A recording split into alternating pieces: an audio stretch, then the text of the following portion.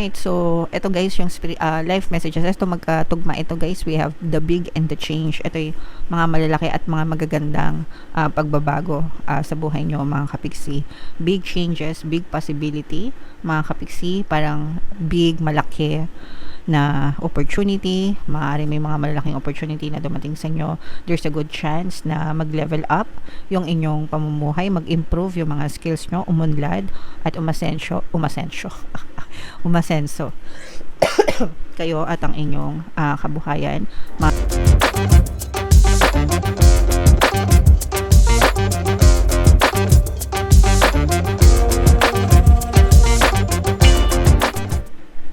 Hello guys, hello Libra, welcome back to Pinay Pixie Tarot. Ang pamagat ng episode natin for tonight is OOTM, Oracle of the Month para ngayong May para sa Libra, Sun, Moon, Rising, Sign, and Venus.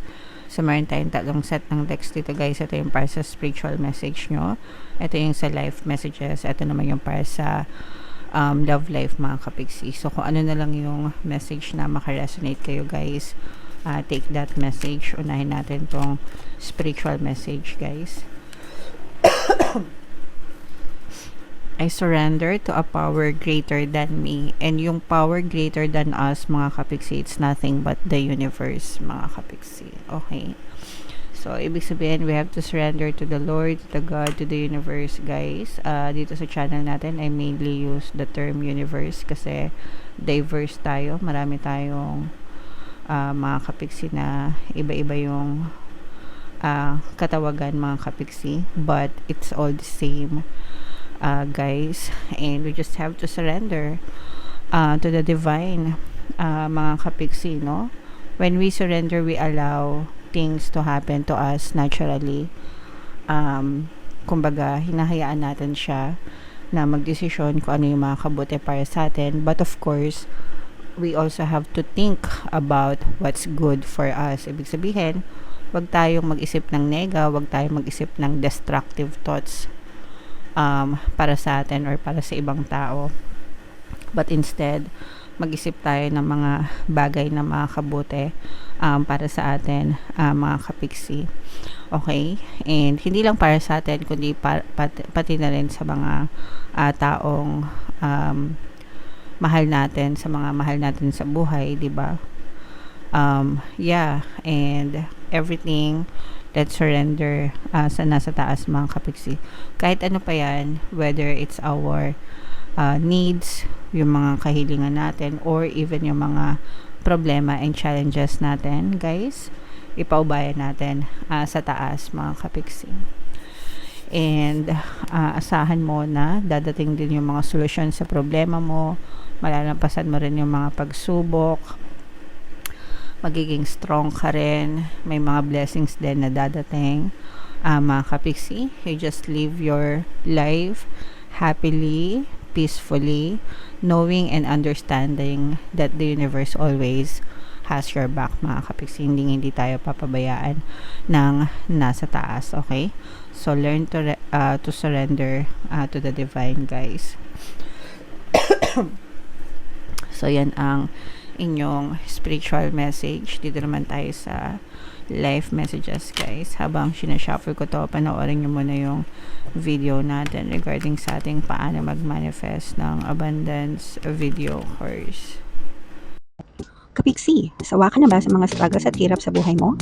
Masipag ka ba at masikap sa buhay ngunit hindi ka pa rin umaasenso? Ilang beses ka na bang nag-attempt mag-negosyo at mag-invest pero palagi ka pa rin nalulugi? Sa pagkakataon na ito ay maaaring may subconscious beliefs ka na nagiging balakid sa iyong pag-unlad at pagyaman. Introducing, paano mag-manifest ng abundance video course. Dito ay matututunan mong ma-overcome ang mga balakid mo para tuluyan ka ng umunlad, umasenso, sumagana, maging matagumpay, successful at maswerte sa iyong kabuhayan, pera, trabaho, negosyo sa lapi at kaperahan ng bonggang-bongga. Dali, mag-send na ng email sa pinoypixie@gmail.com at simulan na ang iyong pagyaman ngayon. Alright. So, sa lahat ng gusto mag-avail ng course, guys, naka-flash sa screen nyo. Una, meron tayong paano mag-manifest ng abundance video course. Meron din tayong paano mawala ang third party at magkaroon ng harmonious na relationship. And meron din tayong paano pabalikin si ex, revised breakup. So, sa mga interesado, guys, mag-send lang kayo ng email sa pinoypixie@gmail.com. Alright, so ito guys yung life messages. Ito magkatugma ito guys. We have the big and the change. Ito yung mga malalaki at mga magagandang pagbabago sa buhay nyo mga kapiksi. Big changes, big possibility mga kapiksi. Parang big, malaki na opportunity, maaari may mga malalaking opportunity na dumating sa inyo. There's a good chance na mag-level up yung inyong pamumuhay, mag-improve yung mga skills nyo, umunlad at umasenso kayo at ang inyong kabuhayan mga kapiksi. Maaari din magkaroon kayo ng mga malalaking accomplishments, malaking success, no? Yung mga sinasabi na sumasukses na yan, so maaari nyo na yan ma-experience mga kapiksi. Triumphant, victory, tagumpay, mga hindi nyo inaasahan, no, na mangyayari sa buhay nyo mga kapiksi. And itong mga big opportunities na to guys, magdadala yan ng pagbabago or changes sa takbo ng inyong pamumuhay mga kapiksi. So kailangan nyo mag-adjust, kailangan nyo mag-adapt mga kapiksi. But of course guys, hindi ito mangyayari, this is not possible kapag hindi kayo nagbago, no? Yung change guys has to come internally, from internal, bago nyo siya ma-experience outside. So you have to change your beliefs, yung pattern of thoughts nyo, yung habits nyo. Yun muna yung una nyong kailangang baguhin guys. And kapag nagbago na yun sa isip nyo, sa imagination nyo, sa paniniwala nyo, sa perception nyo, then it will be pushed out in your physical reality. Ibig sabihin ng physical reality sa 3D nyo, sa experience nyo. Okay? So kung gusto nyong magbago, ayaw nyong ma-stuck sa buhay nyo, start the change within yourself. Pagising nyo sa umaga, mga kapiksi, i-observe nyo, no, yung araw-araw na nabubuhay kayo, anong klaseng pag-iisip ba yung ginagawa nyo, ano ba yung mga habits nyo, mahilig ba kayong magreklamo or mahilig ba kayong magpasalamat. Doon pa lang guys, alam nyo na agad kung ano, di ba? Mahilig ba kayong ma-stress or mahilig ba kayong mag-easy go lucky sa buhay nyo mga kapiksi. Okay? So yung habits nyo guys, it defines you.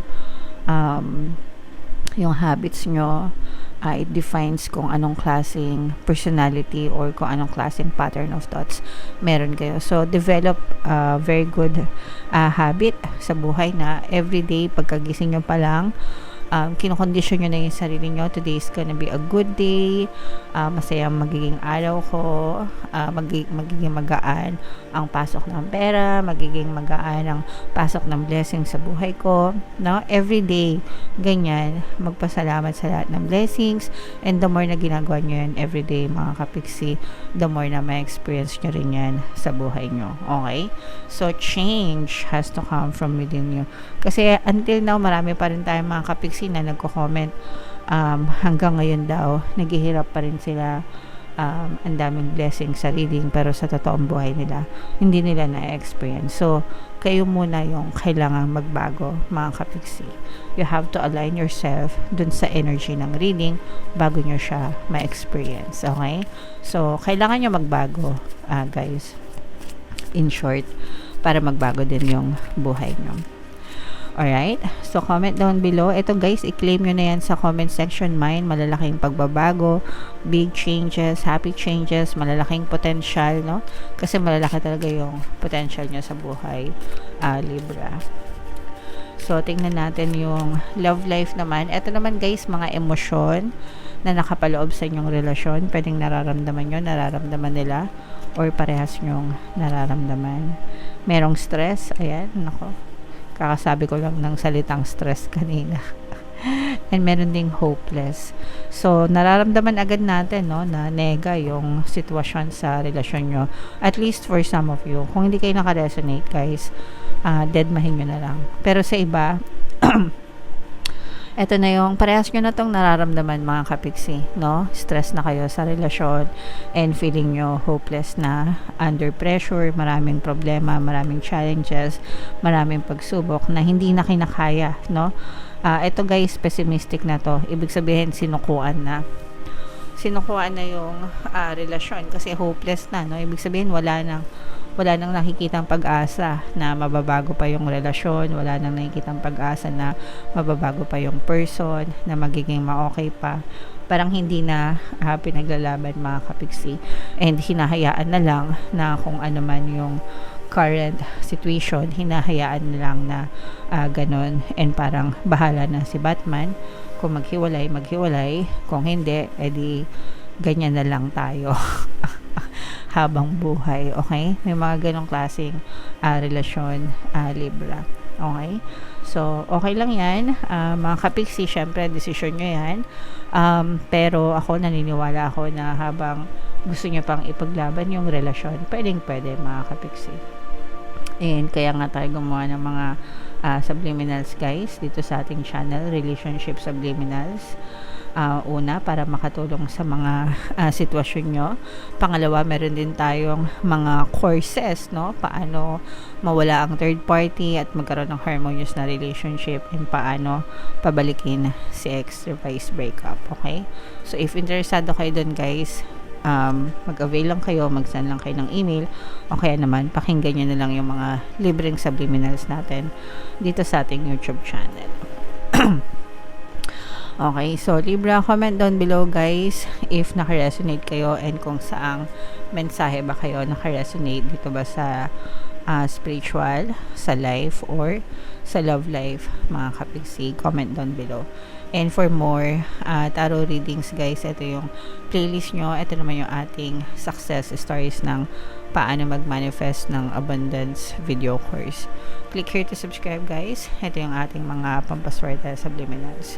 Thank you for liking, sharing, and subscribing. See you next time. I love you all, mga kapiksi. Have a nice day. Bye-bye.